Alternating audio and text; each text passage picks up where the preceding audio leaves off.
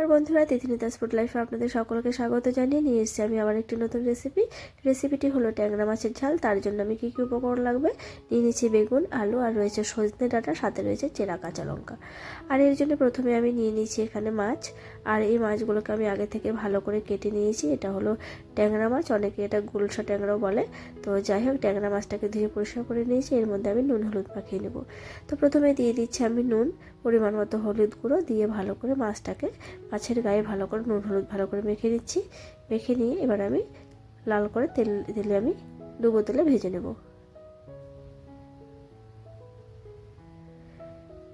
তো এই যে মাছটা মাখা হয়ে গেছে নুন হলুদ দিয়ে, এবারে আমি কড়াই বসিয়ে দিয়েছি। কড়াইতে আমি দিয়ে দিচ্ছি সরষের তেল, আর তেলের পরিমাণটা একটু বেশিই দেবো, কারণ যেহেতু আমি ডুবো তেলে মাছটা ভাজবো, তো তেলের পরিমাণটা একটু কম হয়েছে। আমি আরও কিছুটা তেল এখানে অ্যাড করে দিলাম, দিয়ে এবারে আমি মাছগুলোকে ভেজে নেব। আর যেহেতু আমি ডুবো তেলে মাছটা ভাজবো, তো সেই জন্য তেলের পরিমাণটা একটু বেশি দিয়েছি। আর এই মাছটা একটু ভালো করে ভাজতে হয়, না হলে মাছের একটু আলাদা একটু সেন্ট আসে, সেটাতে ভালো লাগে না। তো সেই জন্য একটু ভালো করে লাল করে ভেজে নিলে মাছটা খেতে ভালো লাগে।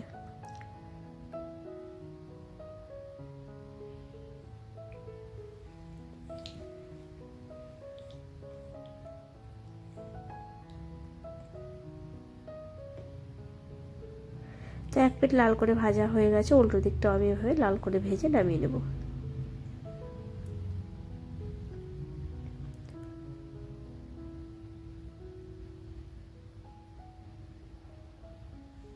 আর এই ট্যাংরা মাছের ঝালে আমি কিছুটা বড়িও দেব।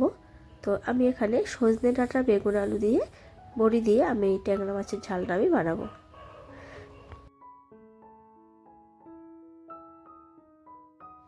আর বড়িটা অপশনাল, চাইলে দিতে পারেন, না চাইলে নাও দিতে পারেন।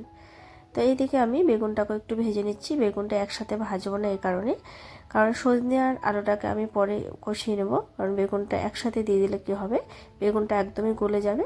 তো সেই জন্য আমি আগে থেকে বেগুনটাকে একটু ভেজে নামিয়ে নেব। তো নুন হলুদ মাখিয়ে রেখেছি আগে থেকে। তো ওই মেখে রাখা নুন হলুদ দিয়ে বেগুনটাকে আমি এবারে লাল করে ভেজে নামিয়ে নিচ্ছি।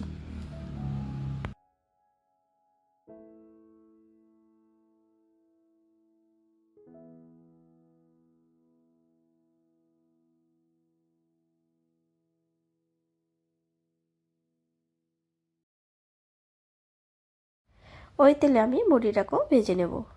তো ভাজা বেগুনগুলোকে এবারে তুলে নিলাম, তুলে নিয়ে ওই তেলে আমি বড়িগুলোকেও দিয়ে দিলাম।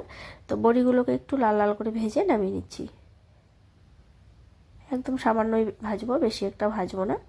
তো এই যে এরকম ধরনের একটু ব্রাউন কালার হলেই নামিয়ে নিলাম। তো এবারে আমি ওর মধ্যে আরও কিছুটা তেল দিয়ে দিলাম, দিয়ে এবারে এখানে দিয়ে দেবো সামান্য কালো জিরে আর চেরা কাঁচা লঙ্কা। লঙ্কাগুলো একটু ভাজা হয়ে গেলেই ওর মধ্যে আমি দিয়ে দেবো সজনে ডাঁটা আর আলু। আলু আর সজনে ডাঁটা দিয়ে একটু কষিয়ে নেব।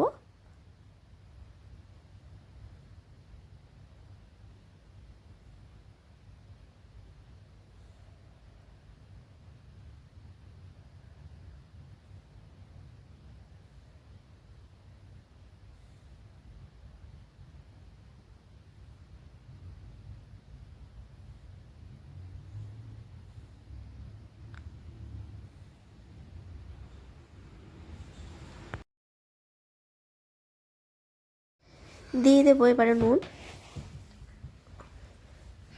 স্বাদ মতো নুন দিয়ে দিলাম। এবারে পরিমাণ মতো হলুদ গুঁড়ো দিয়ে দিলাম, দিয়ে একটু ভালো করে নাড়িয়ে নেব।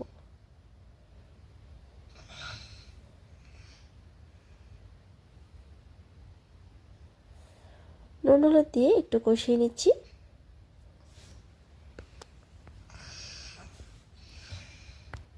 এবার আমি দিয়ে দিচ্ছি এখানে রেগুলারের লঙ্কার গুঁড়ো, সাথে দিয়ে দেবো সামান্য কাশ্মীরি গুঁড়ো লঙ্কা, শুধু কালারের জন্যে।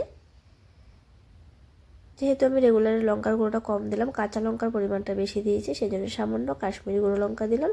তার সাথে সামান্য জিরে গুঁড়ো দিয়ে এবার আমি একটু জল দিয়ে এটাকে আমি ভালো করে কষাবো। কারণ আমি গুঁড়ো মশলা দিলে সামান্য জল দিয়ে দিই, তাহলে মশলাটা জ্বলে যাওয়ার ভয় থাকে। এবারে জল দিয়ে নেড়ে এবার আমি কিছু সময় ঢেকে রান্না করব।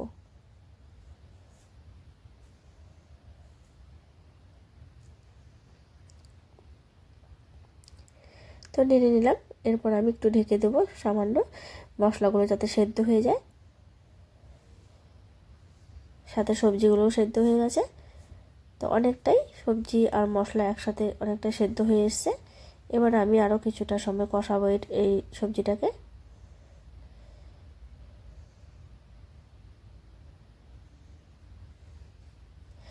এবারে যে পোস্ত, সর্ষে আর কিছু কাঁচা লঙ্কা, একটা কাঁচা লঙ্কা দিয়ে আমি বেটে নিয়েছি, মশলাটা তৈরি করেছি। এখানে রয়েছে পোস্ত, সর্ষে আর রয়েছে একটি কাঁচা লঙ্কা। তো ওই যে বাটি ধোয়া জলটা আমি দিয়ে দিলাম, দিয়ে এবার আরেকটু সময় এটাকে নাড়াবো। তো সবগুলো একসাথে মিশিয়ে নিচ্ছি।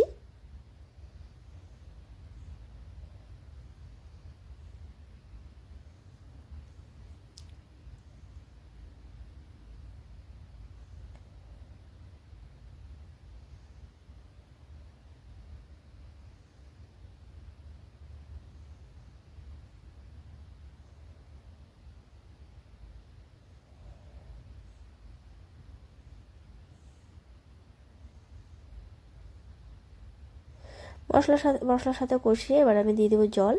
তো তেল ছেড়ে এসছে সবজির থেকে, তারপর আমি এখানে জল দিয়ে দিলাম।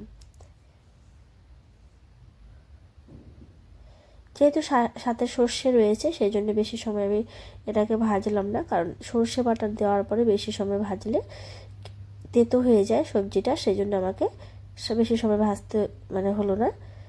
সামান্য ভেজে নিয়ে তারপরে আমি সবজিগুলোকে যাতে ভালো মতো কষানো হয়ে গেছে, তারপর আমি এখানে দিয়ে দিলাম জল। এবারে আমি জল দিয়ে দেওয়ার পরে কিছুক্ষণ ঢেকে রান্না করব।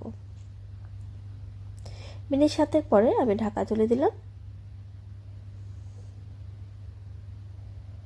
ঢাকা তুলে আমি একদম ভালো করে সবজিটাকে নাড়িয়ে দিলাম।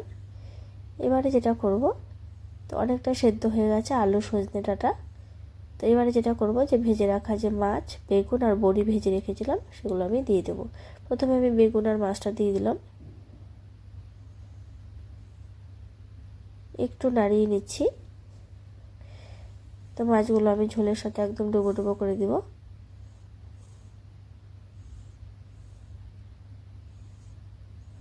এর উপর আমি এবারে দিয়ে দেবো ডালের বড়ি। তো বড়িগুলোকে ভেজে রেখেছিলাম, সেই ভেজে রাখা বড়িগুলোকে উপর দিয়ে দিয়ে দিলাম, দিয়ে একটু সামান্য নাড়িয়ে নেব। তো সবগুলো একসাথে একটু মিশিয়ে নিচ্ছি। মিশিয়ে নিয়ে এবার আমি কিছুক্ষণ 2 থেকে 3 মিনিট আমি ঢেকে রান্না করব।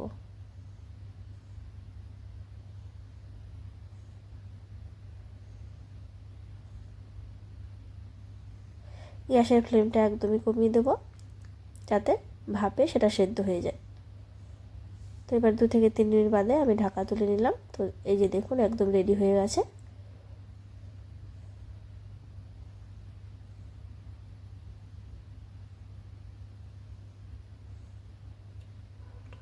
তো স্বাদের জন্য সামান্য চিনি দিয়ে দেবো।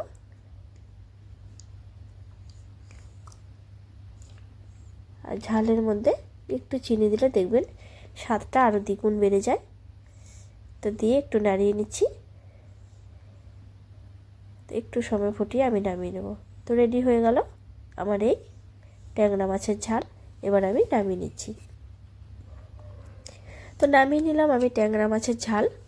তো কেমন হয়েছে রেসিপিটি অবশ্যই কমেন্ট করে জানাবেন, আর প্রচুর লাইক করবেন, প্রচুর বন্ধুদের সাথে শেয়ার করবেন। আশা করি আপনাদের রেসিপিটি ভালো লাগবে। একবার বাড়িতে অবশ্যই ট্রাই করে দেখবেন। আর সিজনের এই সবজি দিয়ে যে কোনো রান্নাই করুন না কেন ভীষণই খেতে ভালো লাগে। আর যারা এখন অবধি আমার চ্যানেলটি সাবস্ক্রাইব করেননি, যারা এখন আমার চ্যানেলটি নতুন, অবশ্যই তাদের বলবো আমার চ্যানেলটি সাবস্ক্রাইব করে আমার পাশে থাকবেন। আর আমার যে চ্যানেলের পাশে থাকা বেল আইকন রয়েছে সেটাকে অবশ্যই প্রেস করবেন, তাহলে আপনারা আমার চ্যানেলে নতুন নতুন রেসিপি অবশ্যই পেয়ে যাবেন। তো সবাই সুস্থ থাকবেন, ভালো থাকবেন। আমি আবার নতুন রেসিপি নিয়ে হাজির হয়ে যাব। তো থ্যাঙ্কস ফর ওয়াচিং। টাটা।